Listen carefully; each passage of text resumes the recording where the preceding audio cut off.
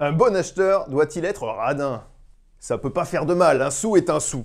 Dans le monde des affaires, chaque centime compte et il est crucial de surveiller ses dépenses de près.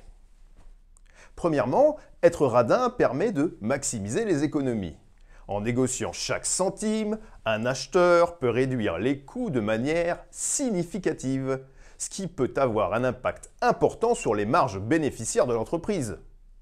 Prenons l'exemple de Sam Walton, le fondateur des supermarchés Walmart.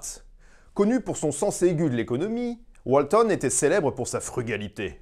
Il voyageait en classe économique et séjournait dans des hôtels bon marché, tout cela pour économiser de l'argent et réinvestir dans son entreprise. Deuxièmement, être radin peut renforcer la discipline financière au sein de l'entreprise. En adoptant une approche stricte des dépenses, un acheteur ou un patron encourage une culture de l'économie et de l'efficacité. Le patron d'IKEA, Ingvar Kamprad, en est un autre exemple emblématique. Kamprad était réputé pour sa simplicité et son refus de gaspiller de l'argent. Il conduisait une vieille Volvo, montrant ainsi l'exemple à ses employés. Alors faut-il se montrer radin en toutes circonstances? Pas forcément. Cette approche a ses limites et peut parfois être contre-productive. Il existe des stratégies alternatives qui misent sur la construction de valeur plutôt que sur la simple réduction des coûts.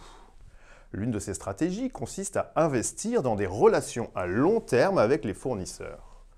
Plutôt que de chercher à obtenir le prix le plus bas à tout prix, un bon acheteur peut chercher à établir des partenariats solides et durables.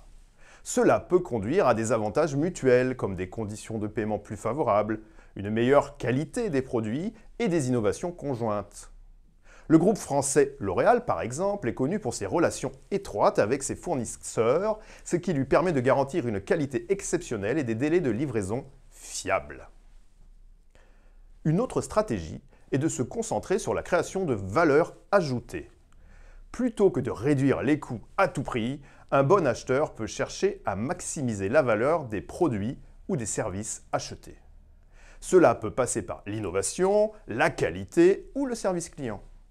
Par exemple, Starbucks investit dans des grains de café de haute qualité et des pratiques agricoles durables, ce qui lui permet de justifier des prix plus élevés et de fidéliser ses clients.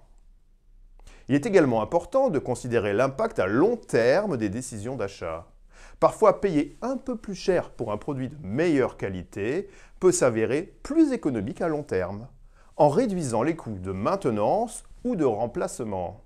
Par exemple, Toyota est célèbre pour sa philosophie de la qualité et de l'amélioration continue, ce qui lui permet de produire des véhicules fiables et durables.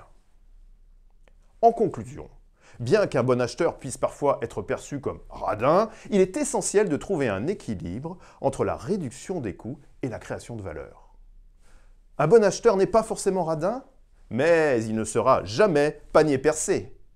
Il doit savoir assigner les bons coûts à ce qui produit de la valeur pour l'entreprise. Et vous, pensez-vous qu'un bon acheteur doit être radin ou plutôt stratège ?